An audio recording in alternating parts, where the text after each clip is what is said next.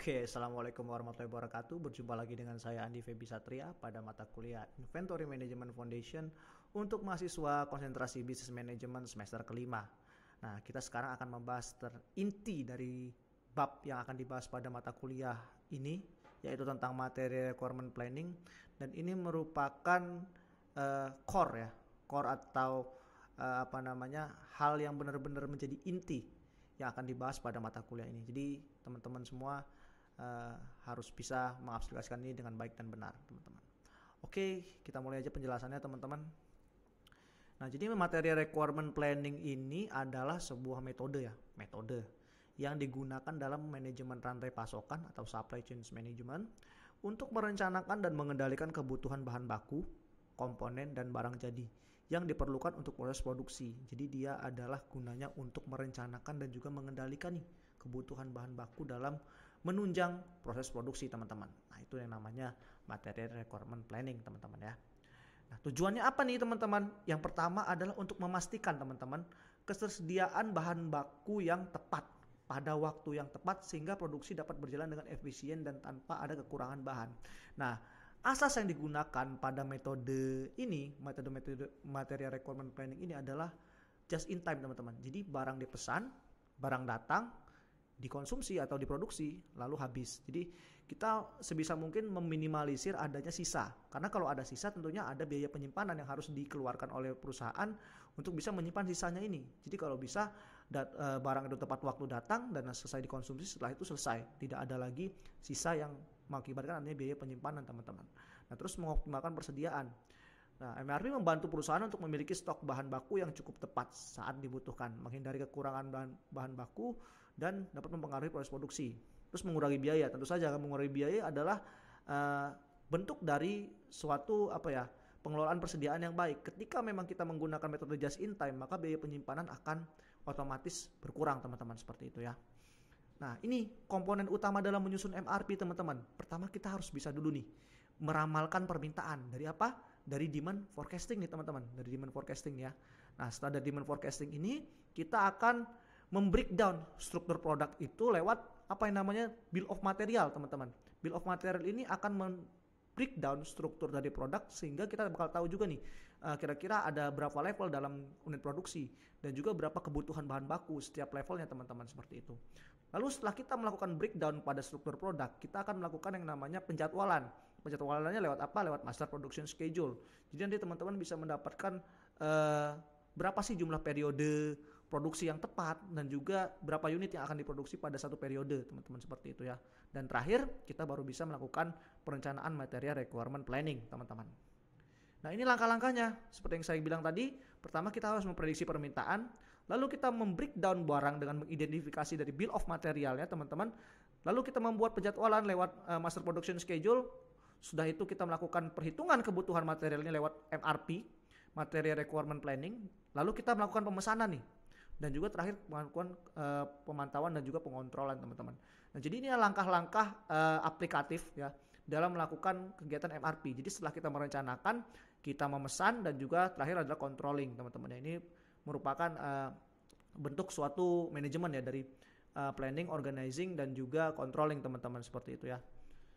Nah, ini keuntungan penggunaan MRP adalah kita dapat lebih efisien dalam mengelola persediaan. Terus juga kita dapat melakukan perencanaan produksi yang lebih tepat dengan jumlah yang berapa yang lebih tepat. Nah, itu, teman-teman ya. Meningkatkan efisiensi operasional tentu saja. Dengan adanya perencanaan yang baik, maka otomatis biaya dan juga tenaga akan bisa lebih efisien akan dialokasikan untuk itu, teman-teman ya. Nah, kelemahannya tergantung pada data yang akurat. Jadi data MRP ini harus akurat datanya. Terus kompleksitas dan kebutuhan sistem informasi yang tepat juga, teman-teman ya. Jadi kita perlu alat nih. Perlu alat untuk bisa mengaplikasikan ini. Terus tidak menangani semua aspek rantai pasokan. Jadi dia cuman menangani di bagian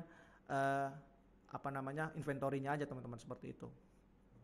Nah, ini, teman-teman, komponen-komponen dari MRP yang pertama ada deskripsi barang atau biasanya disebut dengan deskripsi BU, teman-teman ya, atau barang unit gitu, teman-teman ya.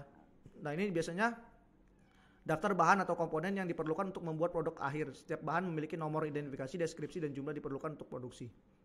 Terus ada yang namanya lot size. Lot size itu jumlah minimum atau maksimum dari suatu bahan atau produk yang diproduksi atau dibeli dalam satu pemesanan.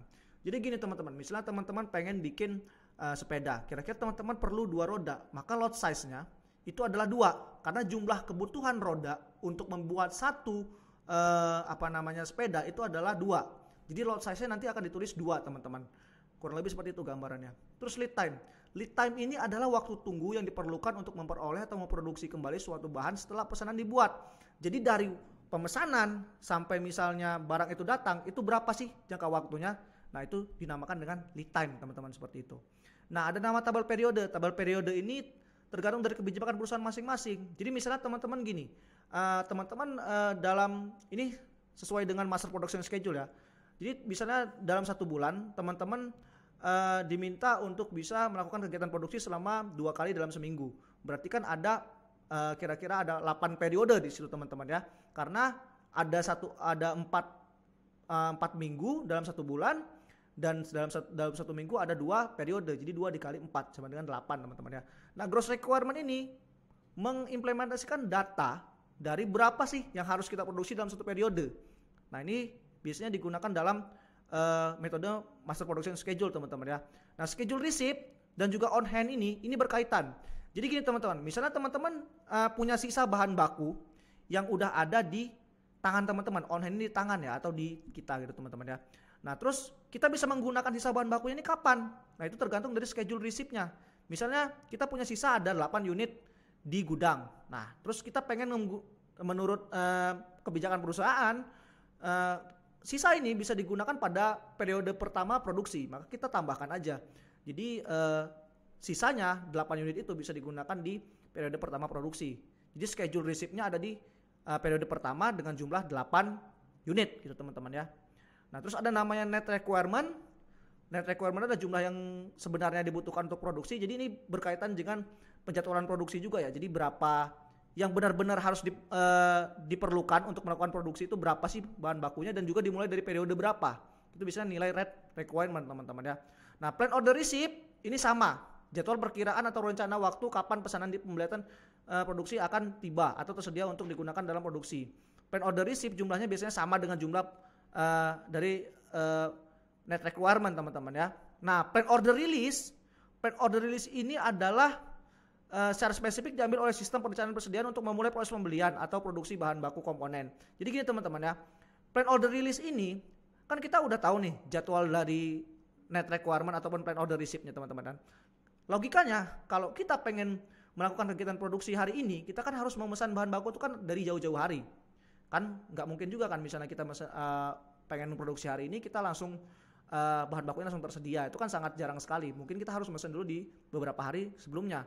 Nah, ini kita harus menyesuaikan nih dari jumlah yang akan diproduksi itu disesuaikan periodenya dengan apa yang udah ada di perencanaan dari plan order receipt teman-teman. Udah itu dikurangin dari yang namanya lead time. Misalnya lead time-nya 1 minggu teman-teman, maka satu periode, maka yang mulanya misalnya dimulai dari periode ketiga, maka kita akan mulai pemesanannya di periode kedua. Kenapa? Karena lead time-nya ada di 1 periode teman-teman, seperti itu ya. Jadi dia menyesuaikan dengan itu teman-teman. Nah, ini kurang lebih gambaran dari tabel MRP seperti ini teman-teman. Nah, ini rumus penghitungannya. Jadi kalau kita pengen nyari on hand hari ke-1, maka rumusnya adalah on hand hari ke-0 ditambah schedule receipt hari ke-1 dikurang gross requirement hari pertama. Nah, jika ada nilai 0 atau nilai minus ya, atau nilai minus pada hasil perkalian dan juga penjumlahan ini teman-teman, maka akan langsung ditulis dengan 0 saja teman-teman, karena nggak ada jumlah barang yang minus teman-teman ya, seperti itu. Terus ada net requirement hari ke-1, itu gross requirement hari periode ke-1 dikurang on hand periode ke-0 teman-teman ya. Terus ada plan order receipt samakan dengan nilai net requirement. Terus ada plan order release, data dari plan order receipt dikurang dari lead time. Misalnya lead time-nya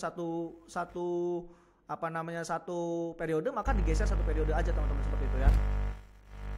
Oke, mungkin sekian adalah dapat saya sampaikan pada pertemuan kali ini. Kurang lebihnya saya mohon maaf. Saya akhiri. Wassalamualaikum warahmatullahi wabarakatuh.